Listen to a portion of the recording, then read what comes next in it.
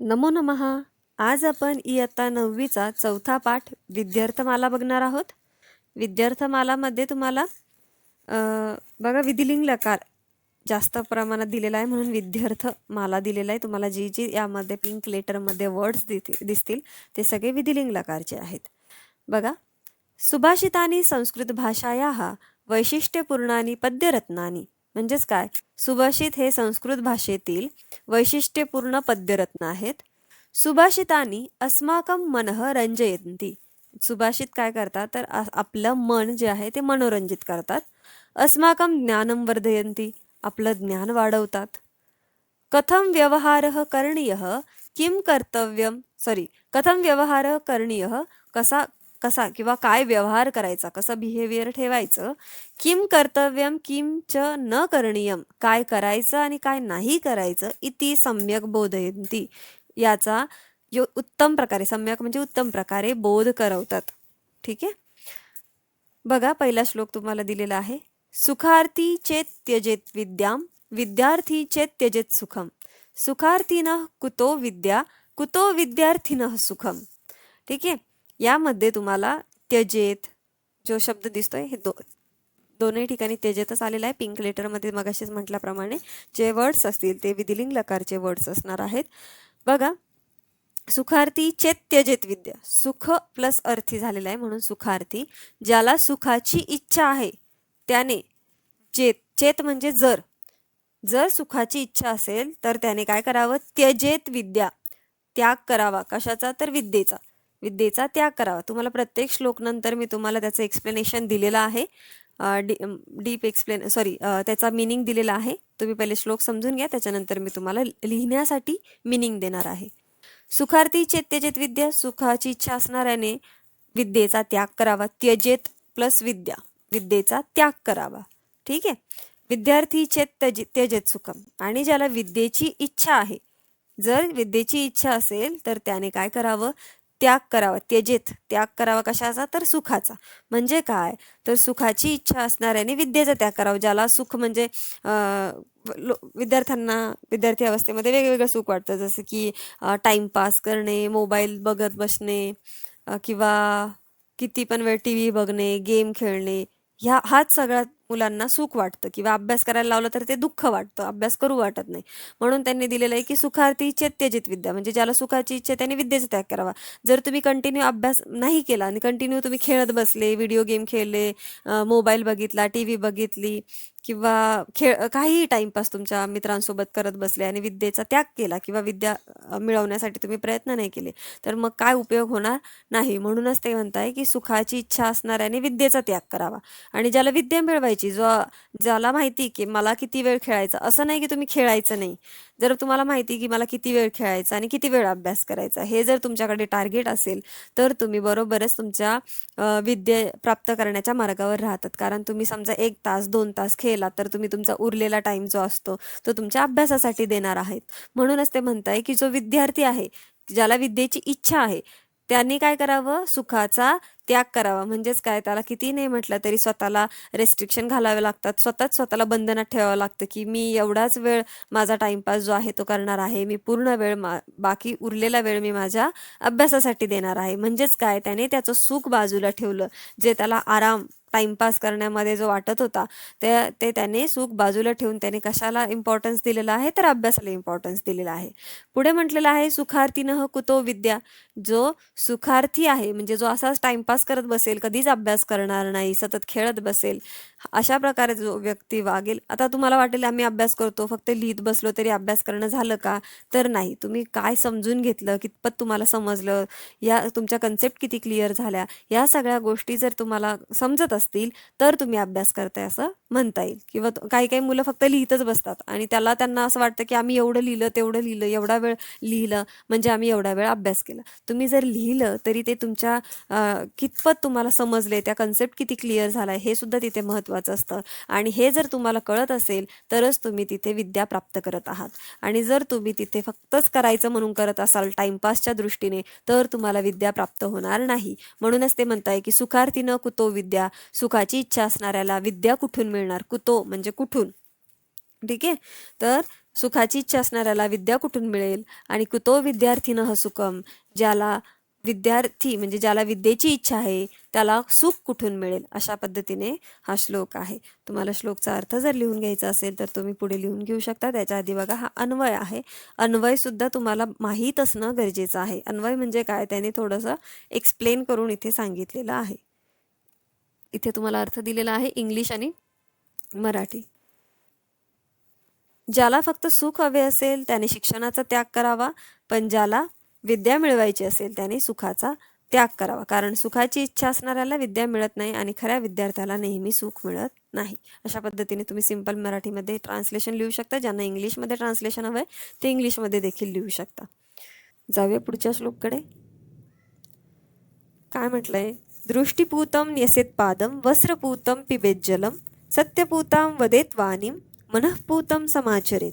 आता बघा, हा जो सेकंड श्लोक आहे यामध्ये दृष्टिपूतम म्हटलंय. म्हणजेच काय? पूतम म्हणजे गाळणे किंवा क्लिअर, काहीतरी क्लिअर, तुमचं पवित्र दृष्टी असणं. ठीक आहे. दृष्टिपूतम म्हणजे काय? चांगली दृष्टी, तुमचा पॉईंट ऑफ व्ह्यू जो आहे तो चांगला पाहिजे, दृष्टिकोन चांगला पाहिजे. म्हणून त्यांनी म्हटलंय की तुम्ही न्यसेत पादम, ज्या वेळेस तुम्ही एखाद्या कार्यामध्ये पाय ठेवतात, पादम म्हणजे पाय, पादम म्हणजे पाय, न्यसेत म्हणजे ठेवणे. ज्या वेळेस तुम्ही एखाद्या कार्यामध्ये पाय ठेवतात तर तो कसा ठेवला पाहिजे? पाय ठेवता म्हणजे तुम्ही एखादं कार्य करण्यासाठी सुरू करतात, आरंभ करतात, त्यावेळेस ते तुमची दृष्टी क्लिअर पाहिजे, त्यासाठीचा दृष्टिकोन तुमचा योग्य पाहिजे. तुम्ही चांगलं काम करताय पण दृष्टिकोन जर चुकीचा असेल तर त्या कामाचा उपयोग होत नाही. म्हणून तुमचं इंटेन्शन व्यवस्थित पाहिजे, चांगलं पाहिजे, योग्य पाहिजे. दृष्टिपूतम न्यसेत पादम, वस्त्रपूतम पिबेत जलम. आता काय? वस्त्रापूतम म्हणजे वस्त्राने गाळलेलं, ठीक आहे, वस्त्राने शुद्ध केलेलं जल जे आहे ते पिलं पाहिजे, पिबेत, ते जल तुम्ही पिलं पाहिजे. सत्यपूतां वदेत वाणी, तुमची जी वाणी आहे, वद म्हणजे बोलणे, वाणी, जी वाणी तुम्ही बोलतात, वाणी म्हणजेच आपल्या शब्दातून, आपल्या मुखातून जे शब्द बाहेर पडतात त्याला वाणी म्हणतात, बरोबर. तर तुम्ही जी वाणी बोलतात ती वाणी कशी पाहिजे? सत्यपूतां पाहिजे, म्हणजे सत्यतेने, त्याच्यामध्ये सत्यता भरलेली पाहिजे. ठीक आहे. मनःपूतं समाचरित, आणि आपलं जे मन आहे ते मन सुद्धा कसं पाहिजे? पवित्र पाहिजे. मनामध्ये सुद्धा सत्यतेबरोबर सगळ्या गोष्टींबाबत, म्हणजे तुमच्या मनामध्ये कुठल्याही निगेटिव्हिटी नको, कोणाबद्दल दुसऱ्यांबद्दलही द्वेष, अहंकार, द्वेष नको, ईर्ष्या नको, या सगळ्या गोष्टींचं तुम्हाला काळजी घेतली पाहिजे. म्हणूनच आपल्याला हा श्लोक काय समजवतो आहे तर तुमचं बिहेवियर, तुमचं नेचर कसं असायला हवं याबद्दल हा श्लोक सांगतोय. की तुम्ही ज्यावेळेस एखाद्या कार्यामध्ये सुरुवात करता, कार्यामध्ये एखादं पाय ठेवता, त्यावेळेस तुमची दृष्टिपूतम म्हणजे तुमची दृष्टी पवित्र पाहिजे, तुमचा दृष्टिकोन चांगला पाहिजे. पाणी पिताना तुमचं पाणी गाळलेलं पाहिजे. वस्त्रपूतम पिबेत जलम म्हणजे वस्त्राने गाळलेलं पाणी प्यायला हवं. सत्यपूतां वदेत वाणी, सत्तेने म्हणजे बघा, सत्याने पवित्र झालेली अशी जी वाणी असते, म्हणजे सत्य बोलला तर अर्थातच ती वाणी पवित्र असते, आणि तुम्ही असत्य बोलला तर ती अपवित्र असते. म्हणून तुम्हाला नेहमी खरे बोलले पाहिजे, किंवा सत्यमेव जयते तुम्ही ऐकलं असेल. तर हे सत्याला एवढं महत्त्व का दिलेलं आहे? तर तुमच्या जर वाणीत सत्यता असेल तर नकळत तुमच्या मनामध्ये सुद्धा सत्यता उतरते. म्हणूनच बघा, सत्यपूतां वदेत वाणी म्हणजे सत्यतेने भरलेली वाणी तुमची असावी. मनःपूतं समाचरेत, आणि अर्थातच तुमचं मन सुद्धा त्याप्रमाणेच आचरण करेल. कसं? तर शुद्धतेने. मन सुद्धा तुमचं पवित्र पाहिजे. मनःपूतं म्हणजे पवित्र, ठीक आहे. पवित्र मनाने तुमचं आचरण झालं पाहिजे, म्हणजे तुम्ही वागलं पाहिजे. बघा, नेसेत, पिबेत, वदेत आणि समाचरेत हे जे शब्द आलेले आहेत चार इथे, हे चारही शब्द तुम्हाला विधिलिंग लकारचे शब्द आलेले आहे. तुम्हाला पुढे अर्थ लिहून घ्यायचा असेल तर इथे इंग्लिश आणि मराठी ट्रान्सलेशन दिलेलं आहे, ते तुम्ही लिहून घेऊ शकतात. कारण इंग्लिश मिडियमच्या मुलांना सुद्धा हेच श्लोक आलेले असतात. फक्त इंग्लिश मिडियमच्या मुलांना ते ट्रान्सलेशन इंग्लिशमध्ये लिहायचं असतं. पुढे बघा, श्लोक नंबर 3. धनम अलब्धम कांक्षेत, लब्धम रक्षेत प्रयत्नतः, रक्षितं वर्धयेत सम्यक, वृद्धम तीर्थेषु निक्षिपेत. म्हणजे काय?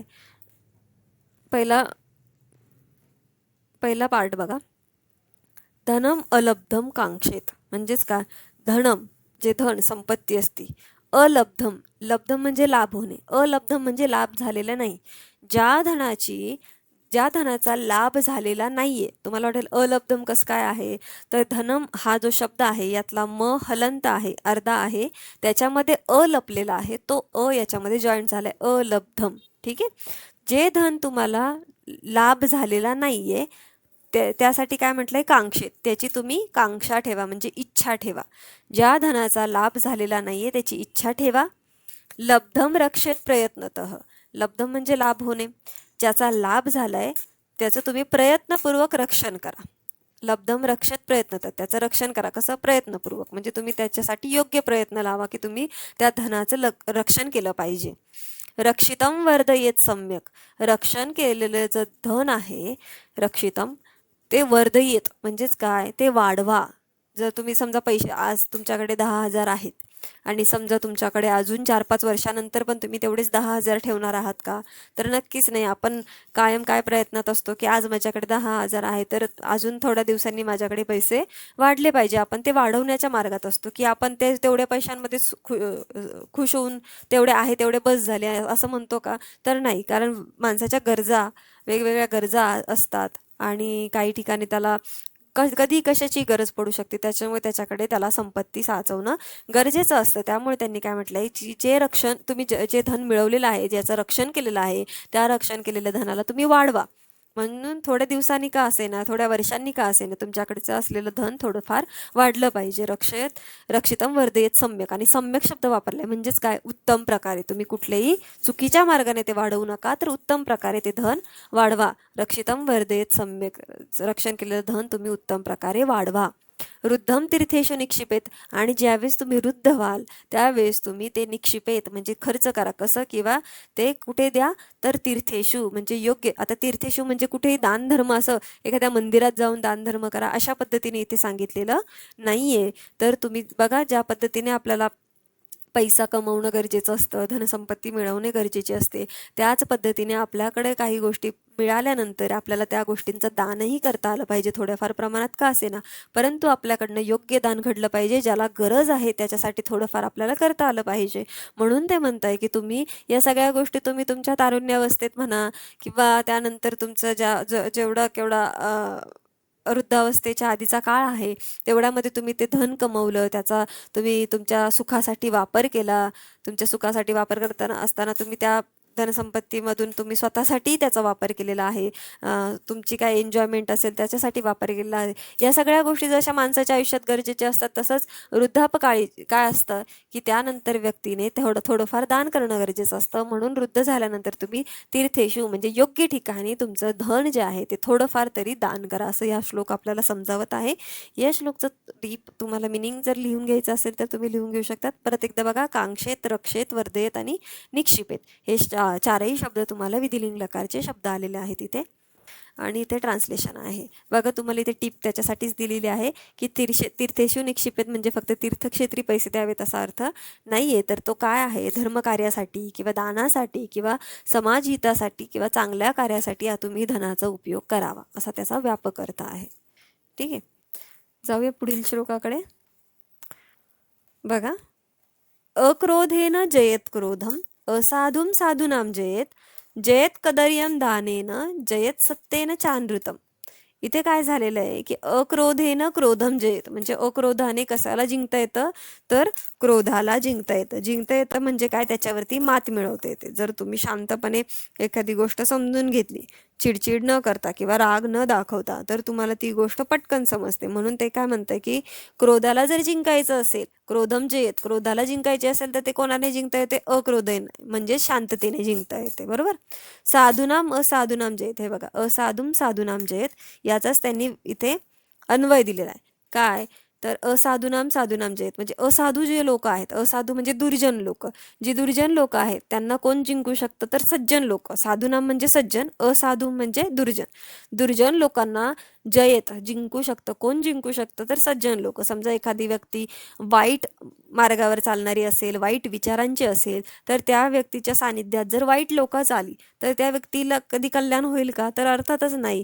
परंतु ती वाईट व्यक्तीला जर सज्जन लोकांची साथ मिळाली, योग्य व्यक्तीची साथ मिळाली, तर ते लोक कधीतरी तर नक्कीच बदलू शकतात.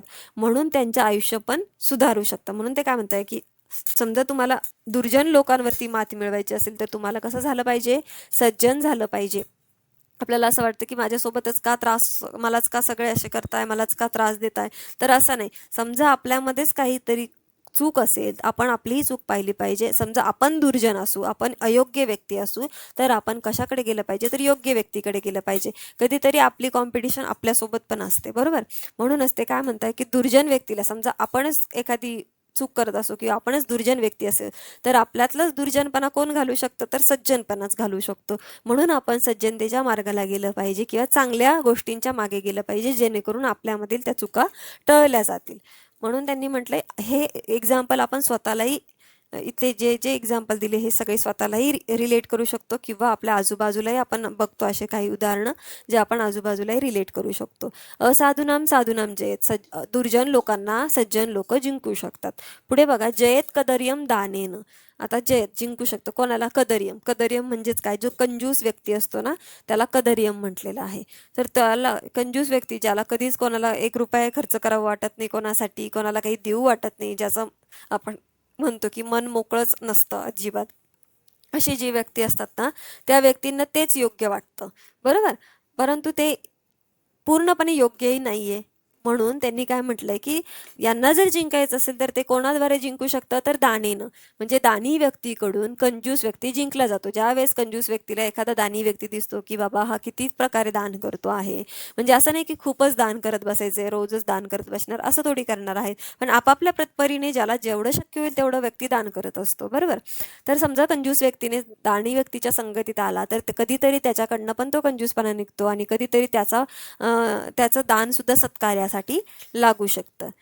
म्हणून त्यांनी म्हटलंय की जयेत कदर्यम दानेनं. काय तर कंजूस व्यक्तीला जिंकायचं असेल तर ते दानाने जिंकू शकतो. जयेत सत्तेनं चानृतम. आणि इथे बघा, सत्तेनं च अनृतम जयेत. अनृतम इथे संधी झालेली, च प्लस अनृतम, ठीक आहे. अनृतम म्हणजे खोटे. आणि समजा जर सत्तेनं च अनृतम जयेत म्हणजेच काय, तुम्हाला जर खोट्याला जिंकायचं असेल, म्हणजे खोट्यावरती मात करायची असेल, तर ती खोट्यावरती मात कोणाद्वारे केली जाते, तर सत्याद्वारे केली जाते. तुम्ही नेहमी हे ऐकतात, सत्यमेव जयते. कधीही सत्याचाच विजय होतो. कधीही सत्य लपतं का, तर अजिबात नाही. म्हणूनच त्यांनी सांगितलेलं आहे की तुम्हाला जर खोट्यावरती मात करायची असेल तर खोट्यावरची मात कायम सत्यपणाच मात करू शकतं. त्यामुळेच आपण लहानपणापासून ही गोष्ट ऐकत असतो की नेहमी खरे बोला, कधीही कोणाशी खोटं बोलू नये. ह्या सगळ्या गोष्टी आपल्याला लहानपणी ऐकलेल्या असतात, म्हणून मोठं झाल्यानंतर खूप बेसिक वाटतात की त्यात काय एवढं एवढंसं तर खोटं बोललंय, याने काय होणार आहे, त्याने काय होणार आहे. परंतु ही सवय लागत चालते आणि ह्या सवयीचा परिणाम कधीतरी आपल्या आयुष्यामध्ये होतो. बघा, इथे क्रोधचं एक्झाम्पल दिलेलं होतं. छोट्या छोट्या गोष्टींमधून मोठमोठा क्रोध निर्माण होतो. इथे त्यांनी सांगितलंय की दुर्जन व्यक्ती वरती मात करायची असेल तर सज्जन व्यक्ती व्हावं लागतं. तर सज्जन व्यक्तीला कळतं की दुर्जनता किती वाईट आहे, किंवा दुर्जन व्यक्तीला तेवढं आपल्यामधलं निगेटिव्हिटी दिसत नाही, पण सज्जन व्यक्तीला ती कळते. आणि सज्जन व्यक्तीला माहीत असतं की चांगलं वागण्याचे किती योग्य परिणाम आहेत. त्याचप्रमाणे दानी व्यक्ती जो योग्य असतो त्याला माहीत असतं की कंजूसपणा चांगला नाही आयुष्यामध्ये. म्हणून तो काय म्हणतोय की तुम्हाला कंजूसवर मात करायची असेल तर दानी व्हावं लागेल, आणि त्याचप्रमाणे खोट्यावरती मात करायची असेल तर सत्य बोलावं लागेल. या चारही गोष्टी आयुष्यामध्ये महत्त्वाच्या असतात. याचा डीप मिनिंग तुम्हाला, सॉरी, याचा एक्झॅक्ट मिनिंग तुम्हाला इथे दिलेला आहे. हा होता 4था श्लोक. पुढे 5वा श्लोक बघा. सगळे याच्यामधले जे श्लोक दिलेले आहेत ते सगळे श्लोक अत्यंत व्यवस्थित तुमच्या लाईफला रिलेट करून दिलेले आहेत आणि प्रत्येक श्लोक आपल्याला रिलेट होताना दिसतो. हे श्लोक जे असतात हे कंठस्थीकरणार्थम म्हटलेलं आहे. तुम्ही जर तुमच्या विद्यार्थीमाला चॅप्टरचं नाव आहे त्या बॉक्समध्ये तुम्ही पुढे बघितलं तर कंठस्थीकरणार्थम असं शब्द दिसेल. तर त्याचाच अर्थ काय असतो की हे श्लोक जास्त करून तुम्हाला एक्झामला विचारले जातात. ते कशासाठी विचारले जातात, तर श्लोक पूर्तीकृत यासाठी असतात, म्हणजे श्लोक पूर्ण करण्यासाठी असतात. पण तुम्हाला त्याचे मीनिंग माहीत असायला हवे. काही काही वेळेस तुम्हाला हा अन्वयसुद्धा पेपरला विचारला जातो. अन्वय 2 मार्कासाठी विचारला जातो. कुठलेही 4 शब्द गाळलेले जातात, कुठलेही ह्या लाईनमधले कुठलेही 4 शब्द गाळलेले असतात आणि ते गाळलेले शब्द तुम्हाला फिल इन द ब्लँक फॉर्मॅटमध्येच दिलेला असतो हा क्वेश्चन. 4 शब्द तुम्हाला योग्य प्रकारे लिहावे लागतात. त्याच्यामध्ये फार घाबरण्यासारखं काही नाही आहे. जर तुम्हाला श्लोक पाठ असेल तर तुम्हाला निश्चितच श्लोकच्या खाली दिलेला अन्वय लिहिता येतो. ठीक आहे. आणि तो 2 मार्कला असतो. 10वीच्या बोर्डला सुद्धा हा प्रश्न येत असतो. ज्यावेळेस तुम्हाला 10वीचे श्लोक असतात ते त्यावरती असतात. बघा, दुःखे दुःखाधिकान पश्येत, दुःखे दुःखाधिकान पश्येत, सुखे पश्येत सुखाधिकान, आत्मानं शोक हर्षाभ्याम शत्रुभ्यामिव नार्पयेत. म्हणजेच काय, दुःखे दुःखाधिकान पश्येत म्हणजे दुःख प्लस अधिक आपल्याला दिसतं इथे, बरोबर. मग यांना काय म्हणायचं असेल ह्या श्लोकामध्ये, जो दुःखी व्यक्ती आहे, जो दुःखी आहे त्याने दुःख अधिकान पश्येत, त्यांनी काय करावं, आपल्यापेक्षा अधिक दुःख असणाऱ्याकडे बघावं. पश्येत म्हणजे बघणे, आपल्यापेक्षा अधिक दुःख असणाऱ्याकडे बघावं. याने काय होईल, ज्यावेळेस आपल्या आयुष्यात काही दुःख येतं, आपल्याला खूप वाईट वाटतं, आपण हताश होतो, नाराज होतो, कधी कधी आपल्या होप्स सुटतात आणि आपण मग पुढे काही कार्य करायचंच नाही, कधी कधी असं ठरवतो. काही काही व्यक्ती डिप्रेस होऊन जातात. तर बघा, ज्यावेळेस तुम्ही आपल्यापेक्षा जास्त दुःख आहे कोणाकडे असं बघता, त्यावेळेस आपल्याला लक्षात येतं की आपलं दुःख एवढं मोठं नाहीये, बरोबर. आणि मग आपण आपलं दुःख जर एवढं मोठं नाहीये तर आपण ते का, म्हणजे त्याच्याबद्दल आपण एवढं शोक निर्माण केला पाहिजे का, तर आपण त्याच्यावरती आपण काहीतरी सोल्युशन काढलं पाहिजे, हा विचार येतो ज्यावेळेस आपल्याला दिसतं की आपल्यासमोर अजून दुःखी व्यक्ती पण आहेत. त्याच्यामुळे या ठिकाणी अडखळून जायचं नाही किंवा इथे रडत बसण्याची गरज पडत नाही. म्हणून दुःखी असताना अधिक दुःखी व्यक्तीकडे बघावं. पर तसंच पुढे त्यांनी म्हटलंय की सुखे पश्येत सुखाधिकान, सुखी व्यक्तीने कुठे बघावं, तर आपल्यापेक्षा अधिक सुखी असणाऱ्या व्यक्तीकडे बघावं. समजा तुम्हाला एखाद्या गोष्टीमध्ये सुख वाटत असेल आणि आपल्याला त्या गोष्टीत सुख वाटते की मला एवढे मार्क मिळाले, ठीक आहे. आता हे लाईफ रिलेटेड आहेत, पण तुम्ही आता विद्यार्थी अवस्थेत आहेत म्हणून तुम्ही समजा तुमच्या मार्क्सला कम्पेअर केलं की मला एवढे मार्क्स मिळालेले आहे, ठीक आहे, मी एवढ्यात पण सुखी आहे. नाही मला आउट ऑफ मिळाले किंवा नाही जास्त मिळाले तर ठीक आहे, इट्स ओके असं जर तुम्ही म्हणाले, मग काय होईल, तुमची ग्रोथ जी आहे ती तिथेच थांबेल, बरोबर. म्हणून तुम्ही काय केलं पाहिजे की तुमच्यापेक्षा अधिक सुखी असणाऱ्या व्यक्तीकडे बघितलं पाहिजे, ज्याला अजून जास्त सुख आहे तुमच्यापेक्षा, ज्याला अजून जास्त मार्क मिळाले तुमच्यापेक्षा. मग तुम्हाला काय होईल की नाही, मला अजून प्रयत्न करायचे, मला अजून पुढे जायचंय, असं तुम्ही ज्यावेळेस विचार कराल त्यावेळेस तुमच्या आयुष्यात तुमची ग्रोथ होणार आहे. आलं लक्षात. म्हणून तुम्ही ज्यावेळेस दुःखी असताना दुःखी व्यक्तीकडे तुमच्यापेक्षा अधिक दुःखी असणाऱ्या व्यक्तीकडे बघाल तर तुम्ही नक्कीच नाराज न होता तुमच्यामध्ये स्फूर्ती येईल कार्य करण्याची, आणि सुखी असताना तुम्ही तिथेच थांबणार नाही, तर तुम्ही अजून पुढे जाण्याचा प्रयत्न कराल. हा या पहिल्या लाईनचा अर्थ होता. दुसऱ्या लाईनचा अर्थ आपण समजून घेऊया. आत्मानं शोक हर्षाभ्याम शत्रुभ्याम इव नार्पयेत. आत्मानं म्हणजे स्वतःलाच, शोक हर्षाभ्याम म्हणजेच काय, शोक म्हणजे दुःख आणि हर्ष म्हणजे सुख. दुःख आणि सुख, इथे पुढे म्हटले भ्याम, शोक हर्षाभ्याम म्हणजे द्विवचन वापरलेलं आहे. तर काय, दुःख आणि सुख ह्या दोघांना या दोघांना, हे दोघं शत्रुभ्याम इव, कशाप्रमाणे आहे, इव, हे बघा, इव म्हणजे कशा प्रमाणे, इव म्हणजे प्रमाणे किंवा सारखे, कशाप्रमाणे आहे तर शत्रूप्रमाणे आहे. शत्रूंप्रमाणे असणारे जे शोक आणि हर्ष आहे, म्हणजे शत्रूंप्रमाणे असणारे या दोन आपल्या आयुष्यामधल्या कंडिशन असतात त्या दुःख आणि सुखाच्या, त्या काय आहेत, आत्मानं नार्पयेत म्हणजे आपण स्वतःलाच त्याच्याकडे न अर्पयेत, याची संधी, नार्पयेतची संधी न प्लस अर्पयेत, आपण स्वतःला अर्पण करू नये किंवा त्याच्या स्वाधीन करून टाकू नये. कोणाकडे, तर शत्रू, कोण शत्रू आहे, शोक आणि हर्ष. म्हणजेच काय, आपण समजा शोक भेटला आपल्याला, दुःख झालं एखाद्या गोष्टीचं, आणि आपण दुःख झाल्यामुळे आपण जर त्या दुःखामध्येच अडकून राहिलो तर काय होईल, आपण पुढे जाणार नाही, आपण तिथेच हतबल होऊ, निराश होऊ आणि थांबून घेऊ. म्हणून मग जे दुःख आहे ते पण योग्य नाहीये, दुःखामधून आपण मार्ग पण काढला पाहिजे. आणि पुढे म्हटलंय हर्षाभ्याम, हर्ष सुद्धा आपला शत्रूप्रमाणेच आहे, कारण आपल्याला जर खूप आनंद झाला तर आपल्याला कधी कधी गर्व येतो, अहंकार येतो, आणि त्या गर्व आणि अहंकारामुळे आपण काय करतो, तर आपली वाढ तिथेच थांबते, आपले विचार त्याच पद्धतीने निगेटिव्ह होत चालतात, तिथेच थांबले जातात. तर नाही, आपल्यापेक्षा अजून लोक चांगली आहेत, अजून लोक पुढे जात आहेत, असं नाही की ते पैशांद्वारेच असू शकतं, पैशांनुसारच असू शकतं, ते कुठल्याही प्रकारच्या सुखामध्ये असू शकतं. कोणी मेंटली सुखी असतं, कोणी फिजिकली सुखी असतं, प्रत्येकाच्या वेगवेगळ्या कंडिशन आहेत सुखी असण्याच्या.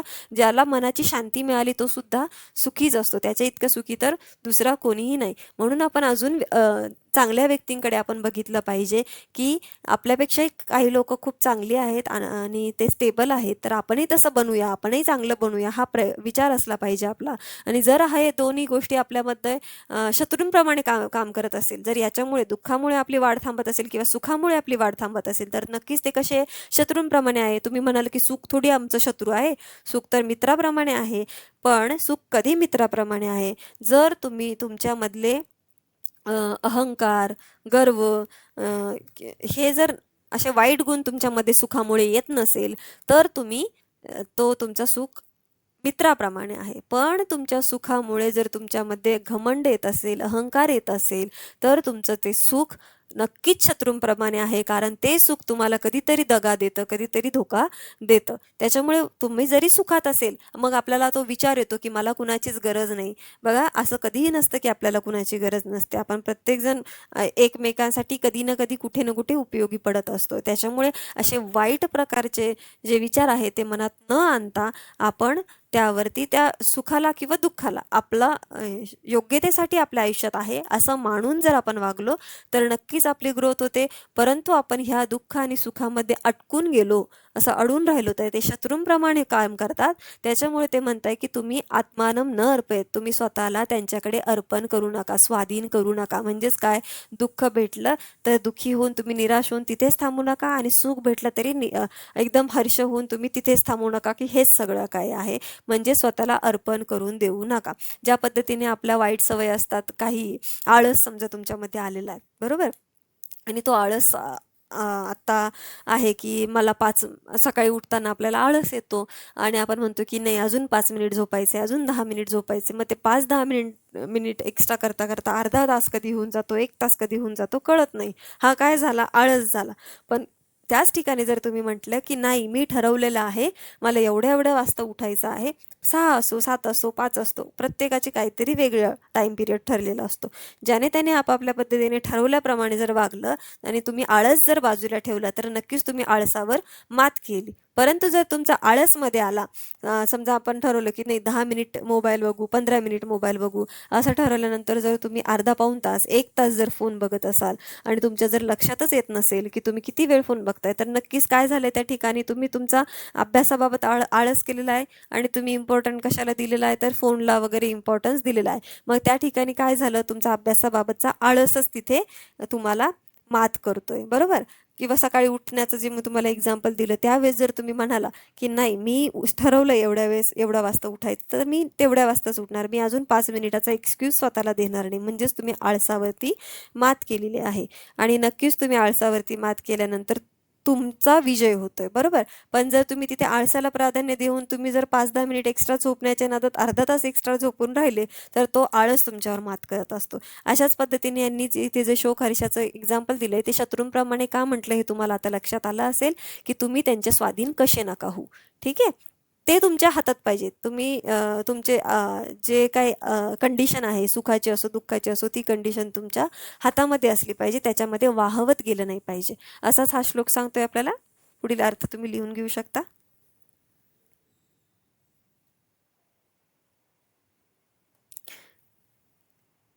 ह्या श्लोकमध्ये ना स्पेसिफिक एक एक 2-2 एक्झाम्पल देऊन समजावलेलं असतं.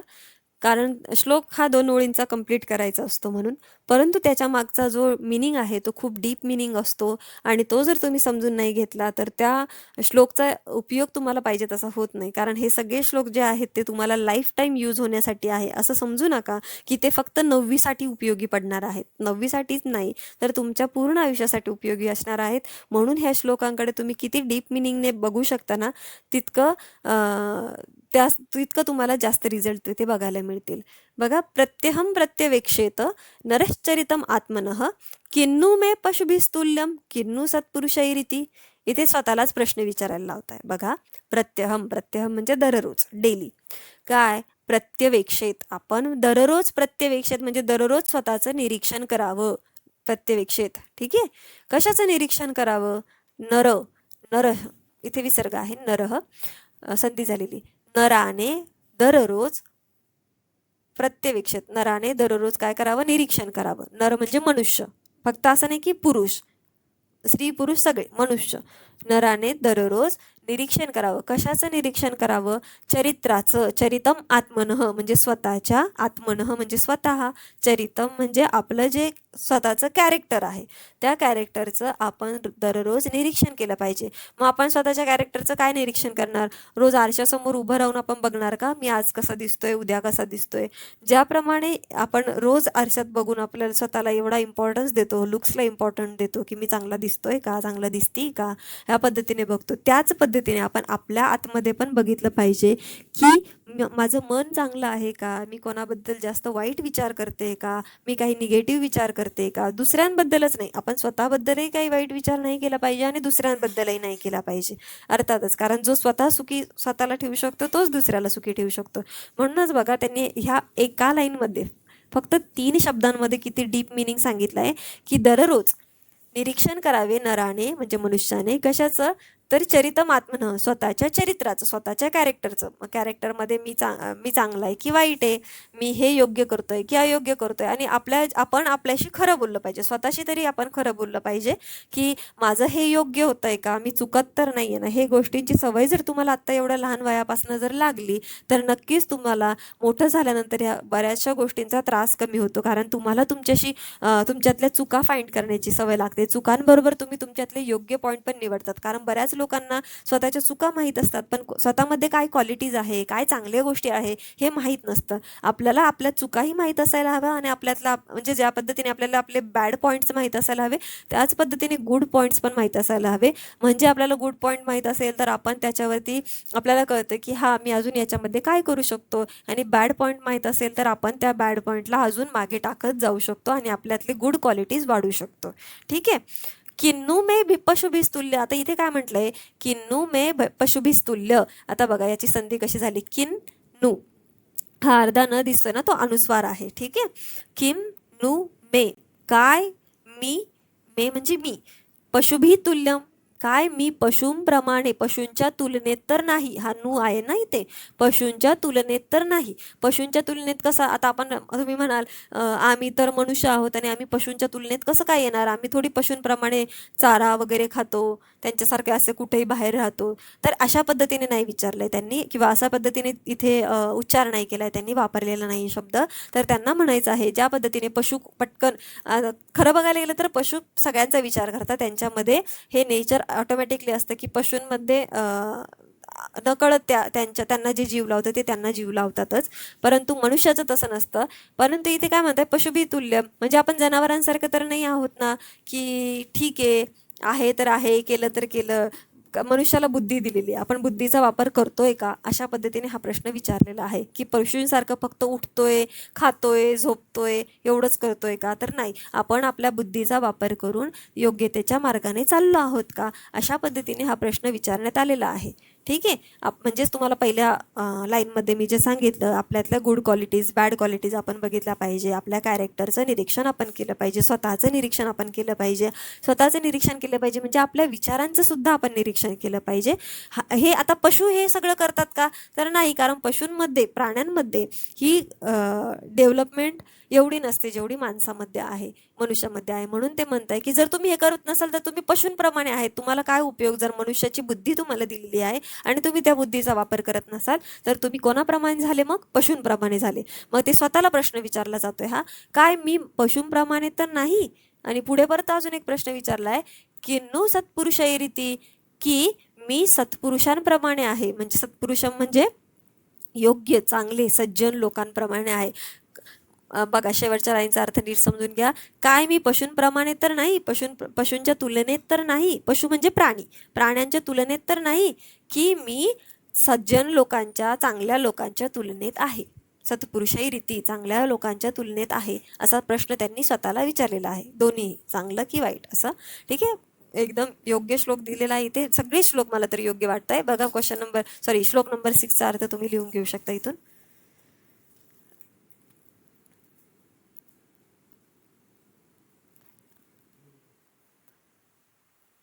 चला नेक्स्ट श्लोक बघा. पुढचा श्लोक काय? बकवच्चिंतयेदर्थान सिंहवच्च पराक्रमेत रुकवच्चावलुंपेत शशवच्च विनिष्पतेत.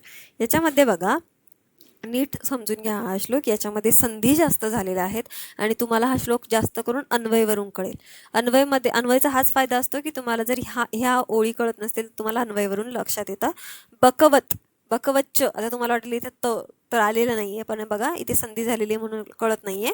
बकवत अर्थान चिंतयेत, म्हणजे बकवत चिंतयेत अर्थान, इथे अर्थान, अर्थ शब्द आलेला आहे. अर्थान, अर्थ म्हणजे मिनिंग नाही, अर्थ म्हणजे धनसंपत्ती, या दृष्टीने अर्थ शब्दाचा वापर केलेला आहे की धनसंपत्ती. बगळ्याप्रमाणे अर्थाचं चिंतन करावं. म्हणजेच काय, ज्यावेळेस बगळा आपले शिकार करत असतो त्यावेळेस त्याचं दुसरं कुठल्याही गोष्टीकडे लक्ष नसतं आणि तो त्याच्या शिकारीवरती एकदम कॉन्सन्ट्रेट झालेला असतो, पूर्णपणे कॉन्सन्ट्रेट होऊन तो त्याची शिकार पकडण्याच्या मार्गावर असतो. त्याच पद्धतीने ते म्हणतात की बगळ्याप्रमाणे आपली आपलं ध्येय नजर इतकी तीक्ष्ण असली पाहिजे की कशाबाबत, अर्थाबाबत म्हणजे धनसंपत्तीबाबत. असं चिंतयेत म्हणजे असा विचार करावा. कोणाप्रमाणे, बगळ्याप्रमाणे धनसंपत्तीचा विचार करावा, जसं बगळा आपल्या शिकारीचा विचार करतो त्याप्रमाणे.